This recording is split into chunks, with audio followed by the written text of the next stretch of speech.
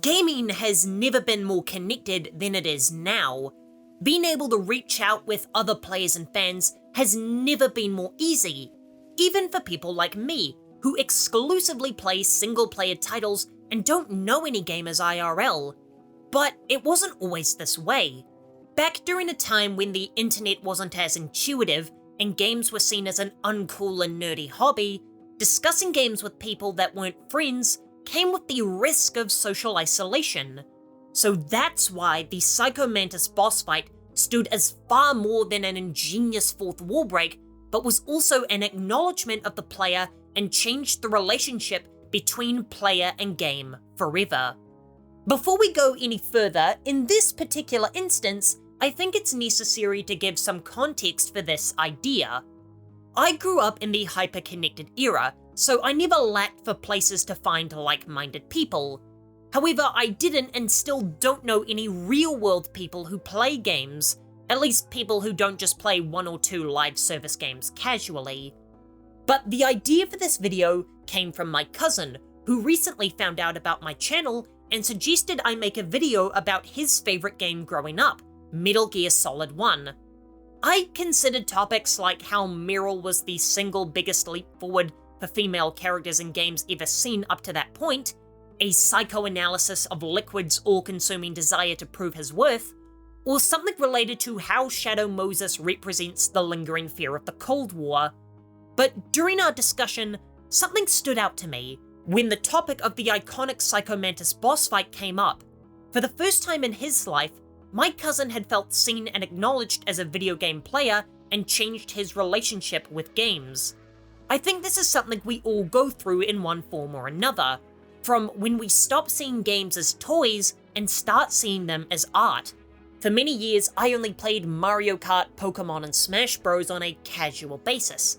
I had no idea who any of the characters were in Smash, and I'm not proud to admit that I was a down B mashing Pikachu. But then I got a Switch for no other reason than the new Pokemon and Smash games would eventually be on it, and Breath of the Wild was the game it came with, and it blew my teenage mind.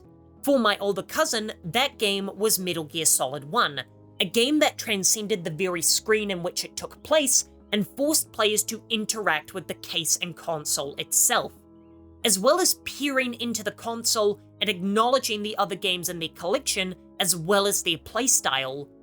While this is done in a taunting manner within the game, this was also the first time anyone had acknowledged my cousin's hobby and made him feel validated.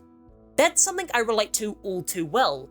One of the main reasons I started this channel was because I was playing hundreds of games and I wasn't doing anything with those experiences. I had no one to share them with. So creating this channel gave playing video games a purpose for me beyond just enjoying the experience. But for my cousin, it was the game itself that validated his experience. It was the only time he had ever felt acknowledged or seen by a game, like he was finally a participant beyond getting to name his character and role-playing as a fictitious hero. He was finally part of the world within the game itself.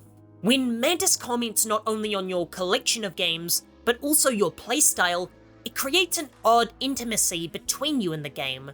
Now we have massive RPGs with sprawling choices that allow you to tailor major aspects of the world, but back then in gaming's more isolated eras, it was unheard of for you to be able to interact with your games at all, at least on console. So having a game actually form a connection with you, the player, is a shocking revelation that the game is aware of you, the player. Of course, Mantis takes things a step further by interacting with the physical world, by rumbling your controller and acknowledging that he's doing it. This reverses the conduit that controllers have always been, where usually it's a one-way street with you inputting commands into the digital world.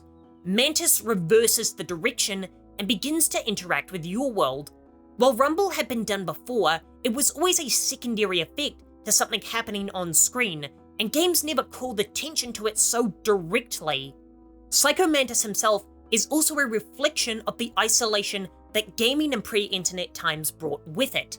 Psycho Mantis wears his mask in order to block out the thoughts of others, as without it, every fleeting fantasy of everyone near him would flood into his mind, and this overstimulation is what causes his insanity. By reading his father's disturbed thoughts, he was overcome with hatred and burned his entire village to the ground. Then he shut himself away from the wider world. This is reflected in the experience of gamers in the 90s, when video games were seen as toys for children, and games for adults like Metal Gear Solid were considered weird by the wider, stupider masses. Anyone playing Metal Gear Solid 1 would be an adult, and doing so in secret, as revealing yourself as a gamer in a work setting would probably earn some strange looks and assumptions from co-workers. So gaming as an adult was a more secretive hobby. Like Psycho Mantis, it was something you covered up so that you weren't affected by the negativity that having this hobby revealed brought with it.